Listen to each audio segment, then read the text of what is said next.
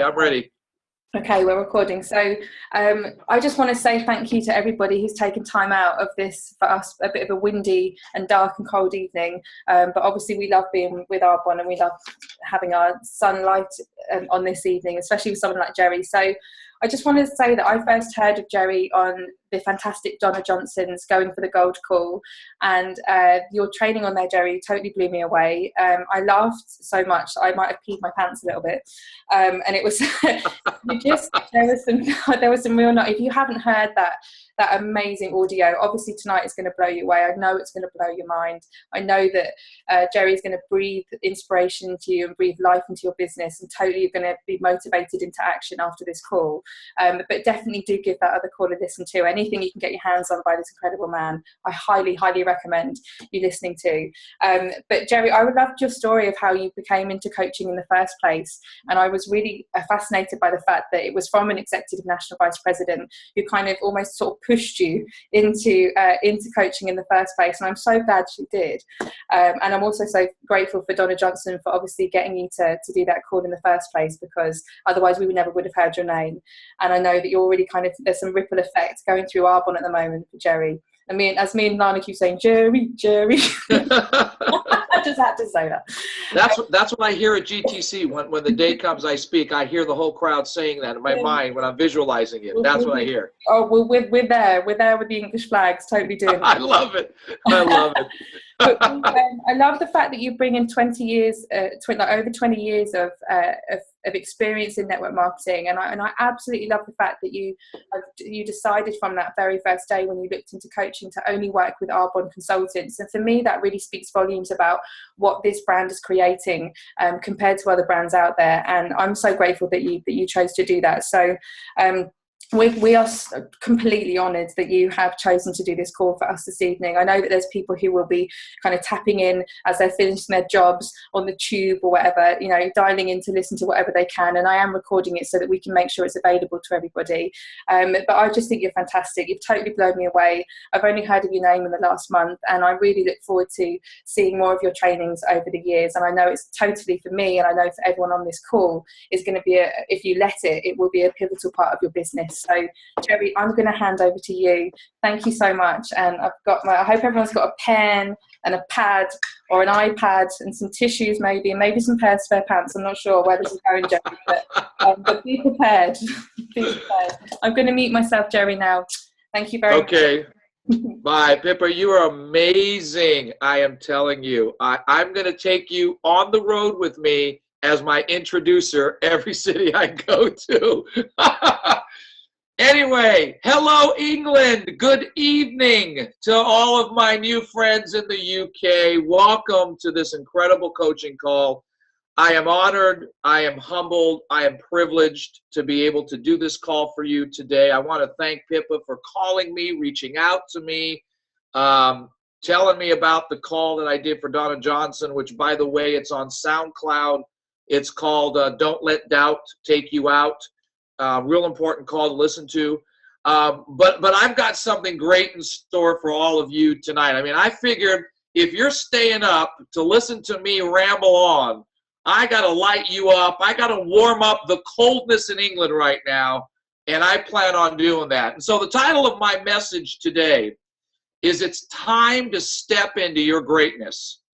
And many of you don't know me and don't know my story. And so I'm going to start off and tell you a little bit about how I got to this place, because it really ties in to the topic I'm going to talk to you about, because the things that I'm going to teach you that you have to do to walk in your greatness are the things that I had to do to begin to walk in mine.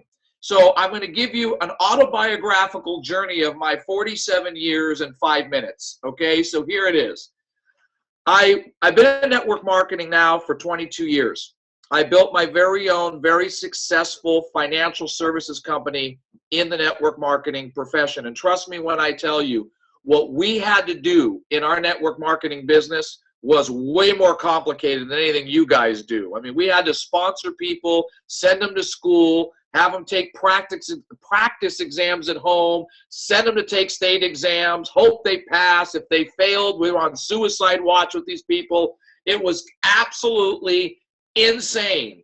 But all these people told me it couldn't be done, and I proved everyone wrong. I was the first person in our company's history to open up a office here in the desert.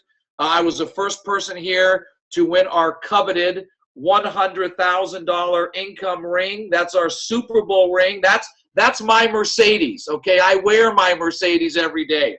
And I was very successful at the business. I had a great, successful career doing a lot of great stuff.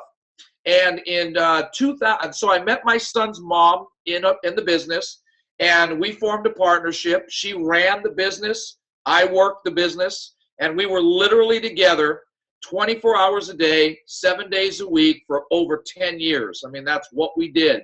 And in 2003, one of the greatest things of my life happened, and that was my son was born. And I was there to witness the birth of my son. And I want to give a message to all you women listening out there right now. Now, I know there's men on the call, but this is specifically for women.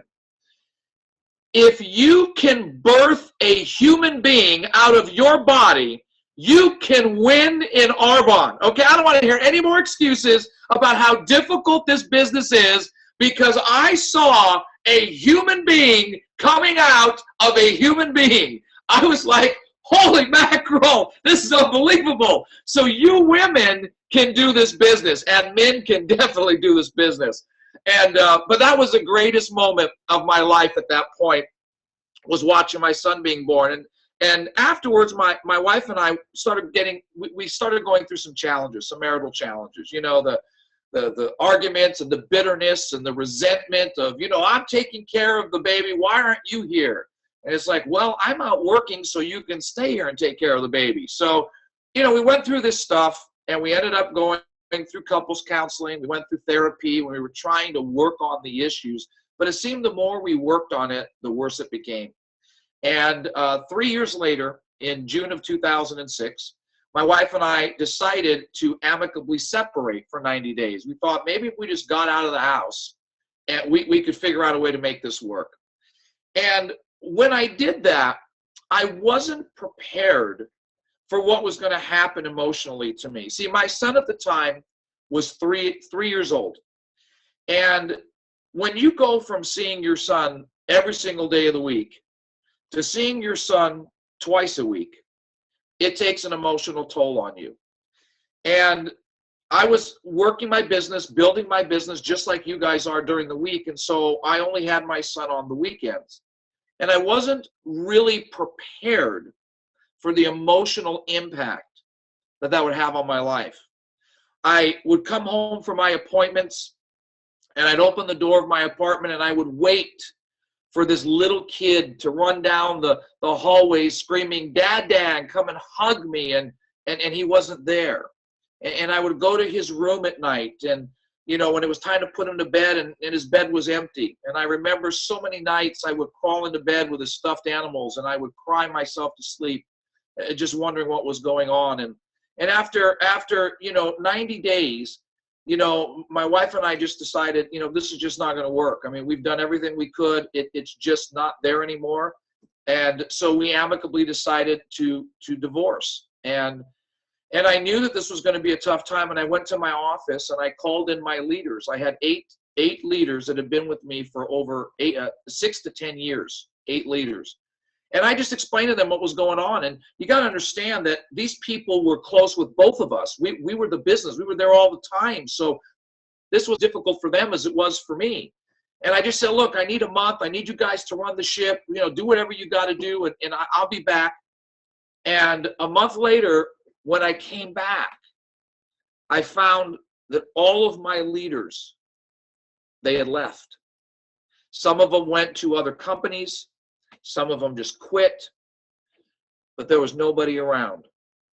And just like that, the business that I had worked my butt off for 14 years, my blood, sweat, and tears, sank faster than Titanic. My business imploded. My income went down the drain. Everything that made me the man that I was stolen from me. My passion, my belief, my energy, my excitement, my hope, my aspirations, everything was gone. And I remember November 22nd, 2006, 9 years ago this Sunday. I woke up at 2 o'clock in the morning, drenched in sweat. And in the desert, unless you've got serious hormonal issues, you don't sweat in November. And all I heard was this voice. And I knew I wasn't crazy because there was nobody in the house. My son was with his mom. But I heard this voice as if the voice was sitting next to me. And this voice kept saying, Jerry, it's time to end this. It's time to end this.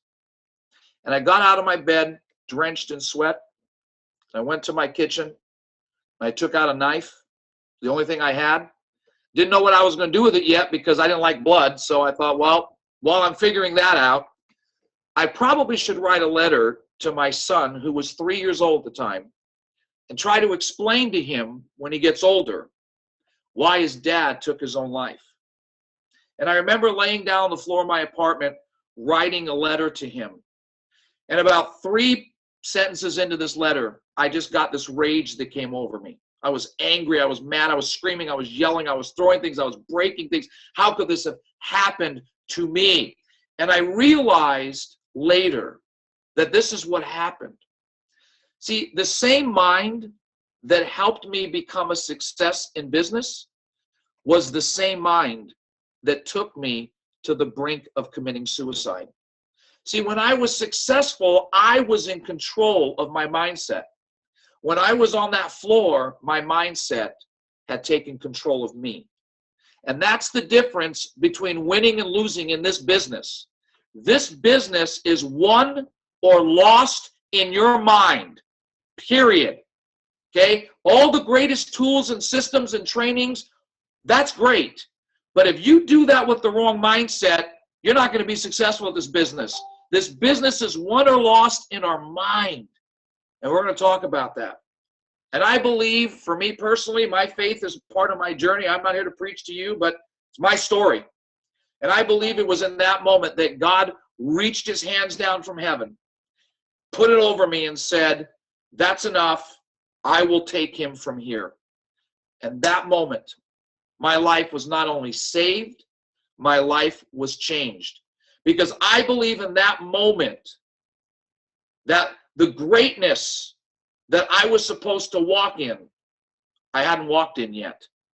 And I thought, man, that's it. The next day, boom, it's all going to change. No. 5 years of struggling from that point. 5 more years of waiting and struggling and what next and what am I going to do and all of this stuff. And then November seems to like me. November of 2011, my dear friend, Executive National Vice President, Dr. Barbara Beatty, came up to me at church and asked me 6 words that forever changed my life. She asked me, have you ever thought of coaching? And I said, no. She says, well, I think you should. I said, okay. She says, no, really, you need to.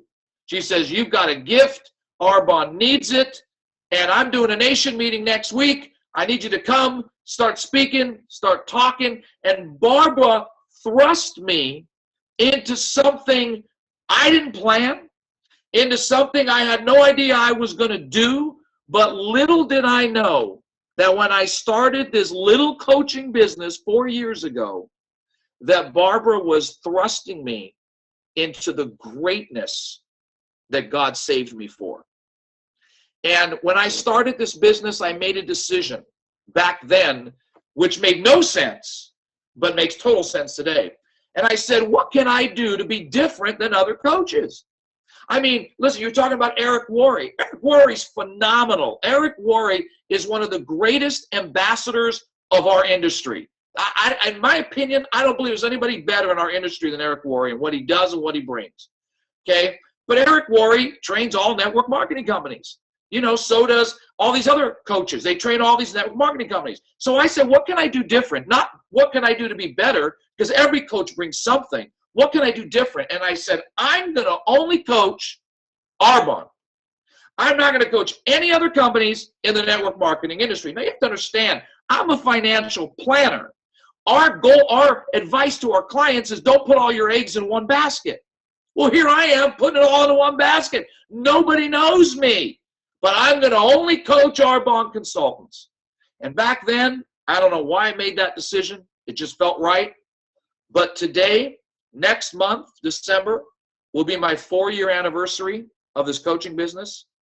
Today, I have the honor and the privilege of coaching and working with over 135 vice presidents now all over the world, doing sold-out champion summits all over the world, coaching calls, coaching groups.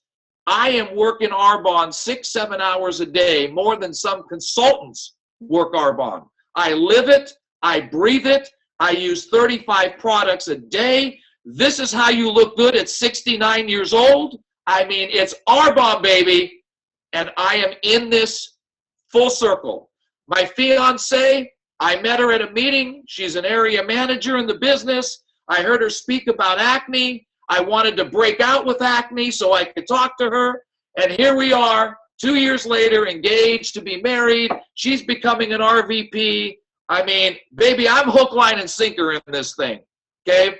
And that's my journey of where I came from to where I am. And the 9 years from the time that I was on that floor, getting ready to take my life to today, has been unbelievably, words can't even describe it. And there's some things that I learned about how to step into your greatness in those 9 years. Because in order for me to walk in my greatness that God had given me, I had to let go of things that were holding me back from achieving my greatness. And as I coach people all over the world, these are the things that hold us back. These are the anchors that keep us down. See, we're all like ships ready to go out into the middle of the ocean, yet we get stuck and we go, what's going on? And we look back and the anchor is still stuck to the deck. And as long as the anchor is stuck to the deck, your ship ain't moving. You've got to get that anchor and get rid of it to let your ship sail into the destiny that you have. And my hope today is I am going to teach you how to get rid of the anchor that is holding you back once and for all in your business. So I'm going to talk to you about 5 things that we need to let go of so that we can walk in our greatness and achieve the success that we are destined to achieve. So here we go. Number 1, we got to let go of the past. My friends, the past is the past. That's why it's the past. And we spend too much of our energy worrying about things that have happened that we can no longer control. Yesterday is the past. And some of you are sitting there still worrying about something that didn't happen yesterday that you cannot change at all because the past is done. And yet we try to move into the future. We're dragging a U-Haul full of garbage from our past. And we're wondering why we can't win, why we can't achieve greatness, why can't I be successful? Because we can't let go of the past. You know, when you're driving a car, there's a reason that the windshield is bigger than the rear view mirror. Because where you're going is greater than where you've been. And you've got to live your life. Stop looking through the rear view mirror and start looking at what's in front of you, because you can't change the past. I know that there's many of us that have had terrible pasts, things that have happened that we'd rather forget about. But listen, your past doesn't define you unless you choose to let it. Your past teaches you things to help you become the person that you need to be. Don't let the pains of your past poison the blessings of your future. Woo! Come on, somebody. That was an England boom right there. Don't let the pains of your past poison the blessings of your future. See, we've got to let go of of resentment and discouragement and frustration and bitterness and anger and pity parties. Oh my word. We got to stop having pity parties. Do you know in my business, I had a pity party at least once a week. I sent out invitations and invited all my friends. I bought a cake. I bought a hat. I bought the little blower things. And do you know that I was the only person who ever showed up to my pity party? Nobody shows up. We got to stop wallowing in our frustrations, and we've got to let go of the things we can't control. Listen, you have parties canceled. Worrying about it 3 days later isn't going to change those parties. Get over it and get on with it and go set up some more parties. Well, my best person quit. Well, if your best person quit, they weren't your best person. So get over it and get on with it and go sponsor somebody else. But we have got to be willing to let go of the past if we're going to walk in the greatness that's waiting for us in our future. And I see so many people that become, let me say it to you this way, where you are does not define who you are. Hello. Where you are does not define who you are. Where you are is temporary. Who you are is permanent. It's your character. It's your integrity. It's your values. See, we have to understand that holding on to the past keeps us bound to the past and keeps us from getting into the future and the things that are in store for us. If we are going to step into the greatness that we are designed for, the first thing we've got to do is we've got to let go of the past. Second thing we need to do, well, before I do the second thing, let me just say this. If I looked at my past, look what I built, look what I lost, I almost committed suicide, all these things, and I held on to that past. When Barbara came to me and said, have you ever thought about coaching? I would have never even been open to move forward with that. I had to let it go. Yes, I lost the business. I lost everything. It was not fun, but there was nothing I could do to bring it back. I could have been depressed. I could have been worried. I could have went out and got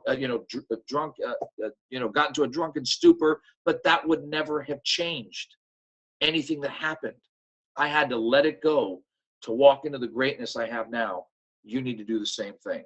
So number one, we got to let go of the past. Number two, here's a good one. Stop comparing yourself to other people. Oh yes, my friends.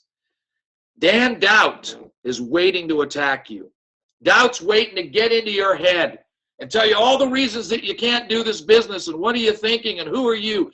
The number one way to let doubt get into your mind is to start comparing yourself to everybody else and what everybody else is doing. When I was a kid, I was watching horse races with my dad. And I saw these things on the side of the horse's eyes. And I said, Dad, what is that? He said, those are blinders. And I said, well, what is that for? He said, well, that way the horse doesn't look to the left and the horse doesn't look to the right. The horse just focuses on the path he's on. And I thought, you know what? Every new consultant kit in Arbonne needs to now come with blinders.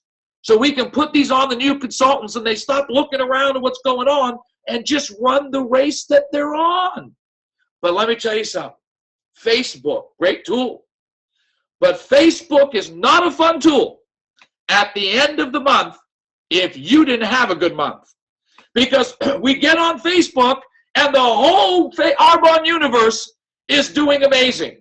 Oh my gosh, this person's in quals for region, this person went district, this person's an area, this person's this, and you're sitting there looking at all this success, you didn't have a good month, and you're saying to yourself, what's wrong with me? What a loser. I mean, I can't believe this. I mean, I've been here, this girl's been here shorter than me, she's an RVP, and we start doubting ourselves. Listen, if you've had a bad month, don't get on Facebook at the end of the month. You'll jack up your mindset because what you're really hoping for, What we're really wishing for is that somewhere on that page there's a post that says, had a crappy month, parties canceled, people quit, oh well, on to next month.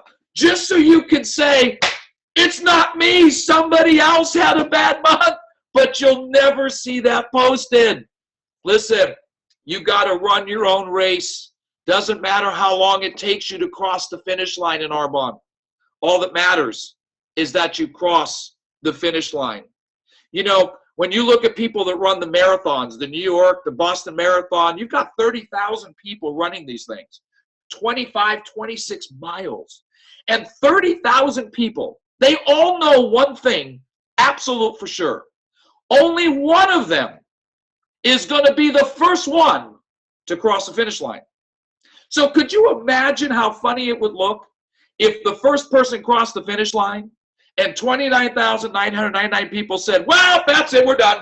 You know what, congratulations, Bob, you won the race, we're out of here, right? No, they're there to finish the race. And that 30,000th person that's got cramps all over their body, crawling on their stomach, just pulling themselves to that finish line, do you really think they care that they're the 30,000th person? Or do you think all they care about is, I am crossing this finish line? Because that's all that matters. Winning is about crossing the finish line. And you'll never cross the finish line in your race if you keep comparing yourself to everybody else around you. Here's one for you. Don't let, I just forgot what I was going to say, and it was so good. Well, anyway, I forgot it. See, you can do Arbonne. You can even have mind dumps and forget things and still make this thing work. But at the end of the day, listen, you got to stop comparing yourself to other people. Oh, here we go. When you compare yourself to other people, you become bitter. But when you compare yourself to yourself, you become better. The only person you should be competing with is yourself. Getting yourself better every single day, growing every single day. And as long as you're getting better every day, you are eventually going to win in this business. But you're not going to do it if you keep comparing yourself to everybody else. Put the blinders on and run your race. All right? Third thing you're going to have to get rid of if you're going to step into your greatness is you got to stop trying to please everybody. I know that's a tough one. We want everyone to be happy. Well, guess what? In business, you're not always going to please everybody. Think about the president of the United States, not President Obama. Just think about the presidency in general. If you look back over the last 16 years, the average, the last 16 years of the presidency, over 40% of our country has not enjoyed has not liked the president that we had. Did I lose you, Pippa? I just lost your picture. I hope I didn't lose anybody. That 40% of the people didn't like the president, yet the president is the person that runs the country. So imagine this. How would you feel getting up every day running the entire world and know that 40% or more of the people out there, they don't like you. They don't like who you are. They don't like your policies. So what do? Do you say, okay, I'm going to just lead the 60% and the 40% of you go figure this out? No, they still got to run the country 100%, even though 40% of the population doesn't like them. Because you know what? To be the president, you can't worry about pleasing everybody because guess what? You never will. You're never going to please everyone. There's always going to be someone that isn't going to like something you say, something you do. I have people tell me, oh my gosh, I love the way you train. I have people tell me, why do you talk so loud? You know, I can't please everybody. I am who I am. And let me tell you something.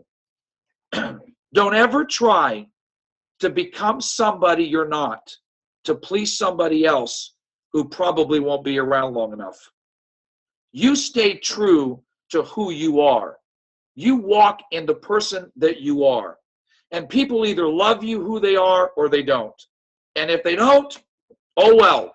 But I'm not changing who I am to try and please somebody else. Because every time you change to please others, those people are never around long term, and then you became someone that you're not really, you're not that person. So we got to understand that we can't please everyone in this business. You never will. To this day, I mean, I still have people in the business that I can't please. You know, there's people who still won't talk to me or won't work with me, and that's okay. I understand that. I don't sit there and suck my thumb and get upset about it, but I am who I am, and I'm not going to change to try and please somebody else. I'm going to be who I am and walk in the greatness I'm supposed to walk in. And I want to encourage you, don't ever change you because of somebody else. Either they change to love you for who you are, or they don't need to be around you. Period. We got to understand that we can't please everybody. And that was a hard one for me because I grew up as a people pleaser. If you didn't like me, man, we're going out to lunch, brunch, breakfast, dinner, snacks, anything, just to make sure you liked me when we were done. And me and my ability to try and please everyone almost took my business away from me earlier than it did. And I had to learn that I can't please everybody. So I'm going to go out and be the best version of me that I can and hopefully please enough people that they'll want to follow me on my journey and be part of what I'm doing. Stay true to who you are, my friends. Don't ever change for somebody else. And that's number 3. We got to stop trying to please everybody. Number 4 is, what is number 4? Oh, this is a good one. You can't change people, so stop trying. Oh, I coach people all the time, and all we're doing is we're trying to change people. I hear this all the time. Jerry, how do I get Mary to finish district? How do I get Bob off the bench and into the game? How do I get my team motivated? You know what the answer is? You don't. Because you can't get people to do things that people are not willing to do. Yet we spend so much of our time trying to resurrect the dead instead of going out and finding people that actually have a heartbeat. Here's what my upline used to tell me. He said, stop trying to motivate your people and go find yourself motivated people. And you know how much easier it is when you find someone that's motivated instead of you always trying to motivate somebody? Listen, we can't change people. And I know we try and I know we think we can, but we can't. It doesn't matter. If the person's not willing, let me give you an example. The 30-Day to Healthy Living Plan, which we have. Fabulous program. Most of you, Pippa, can sit down. Most of you can sit down and sell it to anybody. Okay, but here's the thing. You can tell everybody all the features, all the benefits, all the values that program's going to give them. Man, you're going to look better. You're going to feel better. You're going to have more energy. I mean, it's going to be amazing. Your skin's going to look better. You'll lose weight. It's amazing. But if that person is not willing to make the changes necessary to do that plan correctly, nothing you tell them is going to make a difference. Because nobody is going to do anything that they're not willing to do themselves. And the sooner we understand that we can't change people, here's what I always say. This is one of my famous Jerryisms. And this might take a minute to get, but when you get it, you'll get it. If you can't change your people, change your people. See, look at Pippa. She finally got it. Took about 3 seconds, and then you get it. You can't change your people. Change your people. Go find new people and stop trying to resurrect the dead and put life into people that have no life and they just want to sit on the bench and they're happy with where they're at. Love them where they are, but don't spend a lot of time. And I had to do that. I had to realize, man, I can't change people. So I had to just go out and find people that wanted to do great things in their life. And that's what you need to do. You can't change other people. So number 1, how do we step into our greatness? Number 1, we got to let go of the past. Number 2, we got to stop comparing ourselves to everybody else and run our own race. Number 3, we have to stop trying to please everybody and realize You never will, no matter how hard you try. Don't ever change who you are. Number 4 is you have to understand that you can't change people. And if you can't change your people, then change your people. But here is the 5th and the final thing of what you have to do to step into your greatness. You have to understand, you have to believe that you are worthy of winning. I cannot tell you how many times I coach people, and it saddens my heart to hear people say things like this. Well, I just don't think I'm worthy of winning. I don't think I'm worthy of being successful. I don't think I'm worthy of being an RVP. I'm going to get real with you right now. Okay. When people say I'm not worthy, it's because they're holding on to a bunch of mindset stuff that happened in the past. And we're judging our todays by what happened in our yesterdays. And we believe that the past defines who we are. And as I said, it doesn't. And we are never going to win in this business until we step up and understand, I am worthy of being successful. Because the one thing that I learned is that I'm going to spend the rest of my life with me. So I better learn to love myself, and I better learn to believe that I am worthy. And why would you not be?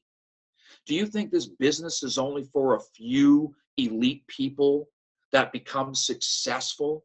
Do you believe that these people that win in this business are more important than you, are better than you? Do you believe that their kids deserve more than your kids do? Well, the answer to that is no, no, and no. This is an even playing field in Arbonne. You get to start where you start from. You know, you look at Sarah Dunning and the incredible success she's had. She didn't come in that way. She had to grow and develop into who she is today. She didn't just come in and poof, a nation fell on her. She had to build it and grow it and develop it. But in order to win in life and business, you've got to say to yourself, man, I'm worthy. I'm worthy of winning. My family's worthy of success. My kids are worthy of success. My grandkids I don't even have yet are worthy. Because here's the thing. If you have kids, where is their worth going to come from? The world? All the negative crap they deal with in school? Or is their worth going to come from us? But what kind of worth can our children have if we don't feel worthy about ourselves? How are we going to teach them to be worthy kids and grow up to feel worthy of winning if we don't feel that way about ourselves? I'm here to tell you right now, with every fiber of my being, with every passionate bone in my body, that every one of you listening to the sound of my voice is worthy of winning in this business.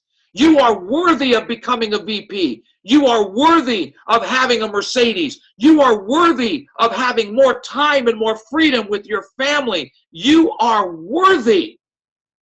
But you've got to start believing it.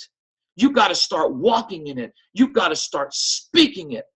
And I would encourage you to write down 3 words and to start saying them over and over and over again until your mind believes it. And the 3 words are very simple. I am worthy. I am worthy. I deserve success. My children deserve it. My spouse deserves it. My community deserves it. The organizations that I want to help deserves it. I am worthy. Because when I win, lives are going to be changed. People are going to win. But we have to walk in that understanding that we're worthy of winning. When I got up off that floor and my life was spared, I didn't feel worthy at that moment. I felt like I had nothing left. But I realized that I was saved for a purpose. And then I had to figure out what it was going to take to walk in my greatness. And when I look back now and I see my little kid who's now 12 years old, and I look back on all the things that I would have missed out on, all the moments of his life that I would have missed out on, the father that he would have lost, the people and lives that would have never been impacted by this, the friendships that I would have never developed. Man, it eats me up inside to think that I came that close to stepping out of the life that I was given because I didn't feel worthy anymore. I'm going to tell you something. I'm worthy now. And that's not egotistical, and that's not arrogant, and it's not arrogant for you to say it. Because if you don't believe you're worthy, who is? If you don't believe you deserve greatness, who is? If you don't believe that you were designed for something greater than where you are, who is? See, the world programs all of us for failure, but we were created for greatness. We were created to do something significant. And the reason I planted my flag with Arbonne, and the reason I only coach Arbonne consultants, is because I believe with every integral bone in my body that this company is positioned to dominate the network marketing industry on a global scale over the next 5 to 10 years. And you have a chance to be part of that. But I know the one thing that is going to stop that from happening are the mindsets of the people and consultants in the business. Your mindset will move you forward, or your mindset is going to tear you down. And my job in this role that I play is to impact and change the direction of people's lives one mindset at a time. And if I impacted any of you today, if I inspired you, if I encouraged you today by anything that you learned, just one of you, then today was worth it. And if there's more of you, then it was worth it even more. But I want you to know, I love this company. I love the people I get to do life with. I'm not going anywhere except up with the rest of you. And I'm going to keep yelling with love all over the world and sharing the things that people really need to hear, the things that some people are afraid to talk about but need to be said. Because sometimes it's the things we don't say that hurt people more than the things we say. We have to know that these 5 things are the things that we've got to do if we're going to walk into our greatness that we have. We got to let it go. We got to do all these things. The question is, are you ready to do that? And I hope that you are, because I believe that today was a seed planted in the ground. And I believe that this seed's going to get watered, and it's going to grow into something huge. And I believe that there will be a day very near in the future when I will be bringing Champion Summit internationally to the UK and spend a day with all of you getting into your head and fixing the thing that will make or break your business, which is your mindset. I am so honored, so privileged that I got to spend this time with you. And I want to do 2 things. Number 1, I always get asked this and I forget. I do have a website that you can check out if you'd like to do that. My website is www.coaching, COACHING, the number 4, champions, coaching4champions.com. And if you get on there, there's an event tab where you can see all of the champion summits and where they'll be around the country. There's a product store where you can purchase some of the resources that I have if you're interested. There's a testimonies place where you can read testimonies. There's a video section where you can see other trainings of mine. I also would encourage you to friend me on Facebook. My name, Jerry Roisentul, Roisentul. Friend me so that you can see all of my Friday messages that I post. I also have my business page that you can like, which is Coaching the Number 4 Champions. You can like that as well. We can keep in touch. But I want you to not just listen to this call today. I want you to hear what I said. If you want to walk in your greatness, let go of the past. Stop comparing yourself to other people. Stop trying to please everyone. Understand you can't change people, and walk in your worthiness that you were designed for. And I believe if you start letting those things go, your greatness is going to slap you right in the face. And I can't wait to be there to watch it. So with that said, Pippa, I'm going to turn the call back over to you and take a breather. My goodness. Thank you so much, Joey. I know that there's been people messaging as we've been doing the call. I can just feel the love and appreciation and gratitude from everybody. It was amazing. I can't wait to listen to back again. I like to listen to things again and again and again, and I know everyone else will too.